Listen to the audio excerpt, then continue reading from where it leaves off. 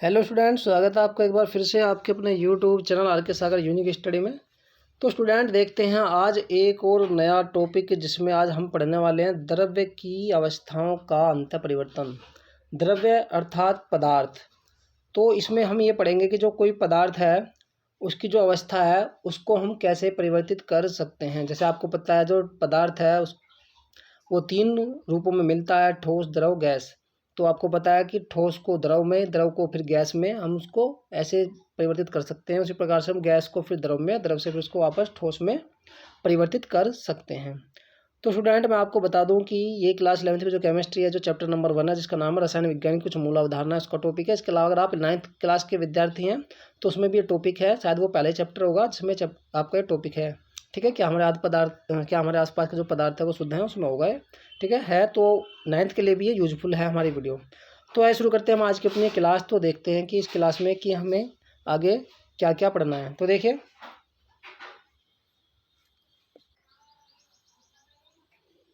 देखिए स्टूडेंट, द्रव्य अर्थात पदार्थ की तीनों अवस्थाओं में घटक कणों की व्यवस्था भिन्न होती है।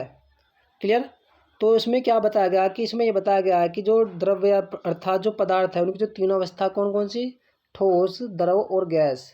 ठोस, द्रव और गैस, वह गैस। इन सभी में क्या होता है, इन तीनों में जो घटक कण है उनकी व्यवस्था क्या होती है, अलग अलग होती है। ठोस के जो घटक कण है, घटक कण का मतलब जिनसे वो पदार्थ मिलके बना होगा।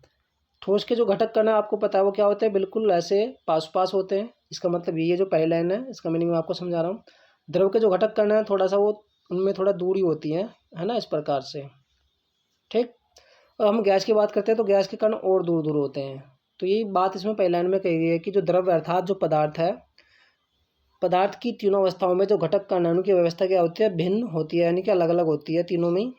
इसलिए कोई ठोस है तो कोई द्रव है, कोई गैस है। आगे लिखना है इसमें, देखिए जैसे कि वास्तव में द्रव्य यानी पदार्थ की तीनों भौतिक अवस्थाएं उनमें विद्यमान यानी उपस्थित कणों के मध्य दूरी की, जो कण है उनके बीच में जो दूरी है वो, तथा उनके मध्य आकर्षण बलों की भिन्नता के कारण होती हैं और विभिन्न प्रकार के द्रव्यों में अवयवी कणों की संकुलन व्यवस्था पर भी निर्भर करती है। ठीक। तो देखिए स्टूडेंट, जैसे कि इसमें लिखा है कि जो द्रव्य यानी पदार्थ है उसकी तीनों जो भौतिक अवस्थाएं हैं किस पर निर्भर करती हैं।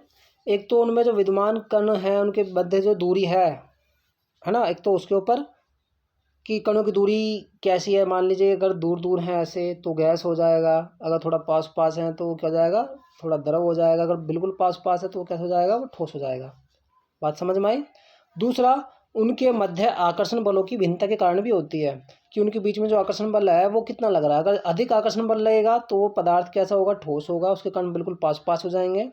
क्लियर। अगर थोड़ा आकर्षण बल जो है क्या लगता है कम, तो वो द्रव हो जाता है, और आकर्षण बल बिल्कुल ना के बराबर यानी नगण्य लगता है तब वो क्या बन जाता है, गैस। ठीक है, ये बात आपको समझ में आई होगी। इसके अलावा फिर इसमें एक बात और लिखी है होती है, और विभिन्न प्रकार के द्रव्यों में जो अवयवी कण है, अवयवी कण आपको पता है जिनसे कोई पदार्थ मिलकर बना होगा उन्हें हम कहेंगे उसके अवयवी कण की संकुलन व्यवस्था पर भी निर्भर करती है। तो इसमें तीन बातें इसमें बताइए कि जो पदार्थों की जो भौतिक अवस्थाएं हैं वो किस किस पर निर्भर करती हैं। एक तो जो कण है उस पदार्थ के जिनसे वो मिलकर बना होगा उनके मध्य दूरी, दूसरा उनके मध्य आकर्षण बलों की भिन्नता, और तीसरा विभिन्न प्रकार के द्रव्यों में जो अवयवी कण हैं उनकी संकुल व्यवस्था पे भी निर्भर करती है। जैसे अगर मैं ठोस की बात करता हूँ तो ठोस में जो होते हैं, देखो इस प्रकार का अरेंजमेंट हो सकता है ऐसे, यानी कि व्यवस्था हो सकती है ऐसे। और फिर ये खाँच जो है ना, इनके दो के बीच में जो खाँच यानी जगह बनी हुई है, इनके बीच में दूसरा घटक कण, फिर इनके खाँच के बीच में होगा ये। ठीक। और फिर इधर आ गया ये। तो ये क्या है, एक प्रकार से इनके घटक कणों की क्या है, ये जो है संकुल व्यवस्था है, संकुल व्यवस्था। ठीक। तो अगर मैं दूसरे ठोस की बात करता हूँ तो एक ठोस इस प्रकार का हो सकता है। इस बार तो हमने खाँच में भरा था, अब की बार खाँच ना रख करके इसके नीचे रखते हैं, बिल्कुल जस्ट इसी के नीचे, ऐसे इसके नीचे, फिर इसके नीचे जस्ट बिल्कुल इसके नीचे। ठीक। तो अब यहाँ पर देख रहे हैं इसमें जो थोड़ा स्पेस था वो ज़्यादा बनेगा, और इस वाली खाँच में जिसमें भरी हुई है इसमें स्पेस थोड़ा कम होगा। तो ये उसकी क्या है, संकुल व्यवस्था। क्लियर। तो इस पर भी निर्भर करते हैं ठोस सॉरी जो पदार्थ होते हैं हमारे उनकी जो व्यवस्था है वो। तो स्क्रीनशॉट लीजिए पहले यहाँ तक, फिर चित्र के माध्यम से देखते हैं। तो देखिए बच्चों, जैसे कि आप चित्र देख रहे हैं इस चित्र में ये ठोस है, ये द्रव है और ये वाला हमारा गैस है। तो आप देख रहे हैं कि जो द्रव है, द्रव के जो कण हैं वो कैसे होते हैं, बिल्कुल पास पास हैं और सटे हुए हैं। सॉरी, द्रव नहीं, जो ठोस ठोस जो है, ठोस के जो कण हैं वो बिल्कुल क्या है, पास पास हैं और सटे हुए हैं। ठीक। तो अगर हम द्रव की बात करते हैं तो द्रव के जो कण हैं वो थोड़ा दूर दूर हैं, इसलिए वो क्या है, द्रव है। और हम गैस की बात करते हैं तो उसके कण जो और भी दूर हैं। ठीक है। तो इनके बीच में जो आकर्षण बल है वो क्या होगा, नगण्य होगा। इनमें आकर्षण बल कम होता है, इनमें आकर्षण बल क्या होता है, अधिक होता है। और हम बात करते हैं ठोस के अणुओं के बीच में दूरी नगण्य होती है, बहुत कम होती है। और द्रव के अणुओं के बीच में जो दूरी होती है वो ठोस से क्या होती है, थोड़ा अधिक होती है। और गैस के अणुओं में जो दूरी होती है वो क्या होती है, वो बहुत अधिक होती है। क्लियर। तो स्क्रीनशॉट लीजिए, डायग्राम आप बना लेना। हो गया। चलिए आगे देखते हैं।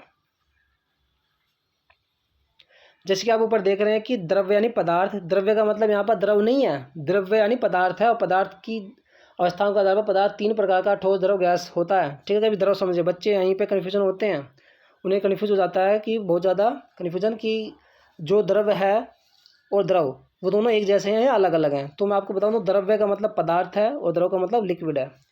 तो द्रव की ये तीन अवस्थाएं ताप व दाब परिवर्तन पर क्या होती है, अंतर परिवर्तित हो जाती हैं। मतलब जो द्रव की ये तीनों अवस्थाएं हैं, ठोस, द्रव, गैस, ताप और दाब परिवर्तन पर, यानी कि आप या तो ताप में चेंज करें या फिर दाब में चेंज करें, तो उसमें क्या होती है, अंतर परिवर्तित, यानी कि एक दूसरे में ये क्या हो जाती हैं, बदल जाती हैं। जैसे जैसे ठोस है, ठोस को हम गर्म करेंगे तो द्रव में चेंज हो जाएगा, परिवर्तित हो जाएगा, बदल जाएगा। उसी प्रकार से अगर हम द्रव को गर्म करते हैं तो द्रव गर्म करने पर गैस में बदल जाता है। उसी प्रकार अगर हम गैस को ठंडा करें तो द्रव बन जाएगा, द्रव को ठंडा करें तो वो ठोस बन जाएगा। बात समझ में आ गई। तो इसका मतलब यही है कि जो द्रव्य की तीन अवस्थाएं हैं वो ताप और दाब परिवर्तन पर क्या होती हैं, अंतर परिवर्तित, यानी एक दूसरे में परिवर्तित हो जाती हैं। जैसे ठोस से द्रव, द्रव से गैस, फिर गैस से द्रव, द्रव से ठोस। कैसे कैसे होगा ये मैंने आपको बता दिया है। तो स्क्रीनशॉट लीजिए, फिर आगे देखते हैं। तो देखिए बच्चों, आगे किसी ठोस को गर्म करने पर उसकी अणुओं की गतिज ऊर्जा बढ़ जाती है।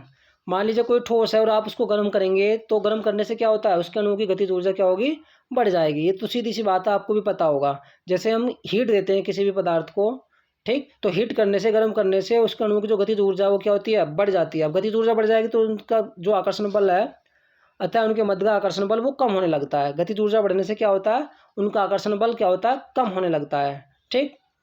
तथा उनमें विद्यमान कणों के मध्य की दूरी भी क्या होती है, वो बढ़ने लगती है। जैसे एक ठोस है, मान लीजिए क्या है, ठोस, जैसे हम इसे गर्म करेंगे तो इसकी अणुओं के बीच जो गतिज ऊर्जा है वो बढ़ जाएगी। गतिज ऊर्जा कैसे बढ़ी, क्योंकि हमने इसको क्या किया, इसको हमने गर्म किया। गर्म करने से क्या होता है, गतिज ऊर्जा बढ़ती है। गतिज ऊर्जा बढ़ती है तो उनके बीच में जो आकर्षण बल था, है ना, मान लीजिए इसके कण थे ये, तो उनके बीच में जो आकर्षण बल था वो क्या हो जाता है, कम हो जाता है। अब आकर्षण बल कम होगा तो सीधी सी बात है, उनके कणों के बीच में, कणों के मध्य की जो दूरी है वो क्या होगी, वो भी बढ़ने लगेगी। ये तो आपको समझ में आ गया होगा।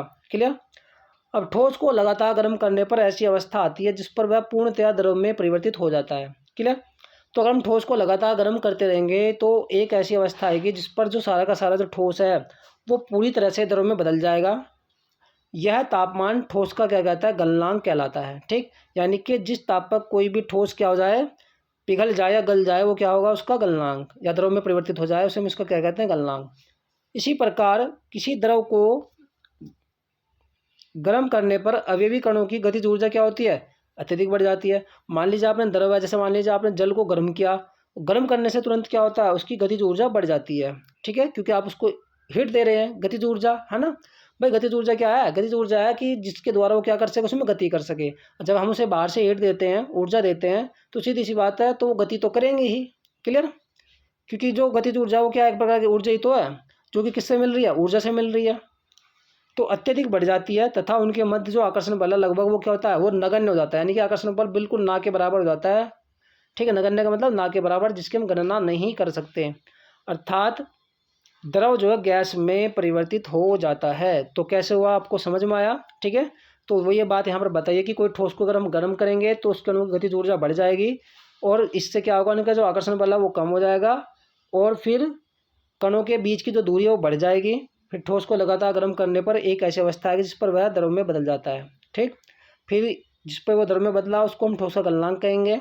इसी प्रकार यदि किसी द्रव को हम गर्म करने पर फिर दोबारा से क्या करें, उसे मतलब किसी द्रव को दोबारा गर्म करें तो जो उसके अभी भी कण हैं उनकी गतिज ऊर्जा और अधिक बढ़ जाएगी और उनके मध्य आकर्षण बल जो था वो बिल्कुल नगण्य हो जाएगा, ना के बराबर, यानी कि जिसकी हम गणना ही नहीं कर सकते हैं, बिल्कुल कम हो जाता है। और फिर क्या होता है, कोई भी द्रव गैस में परिवर्तित हो जाता है।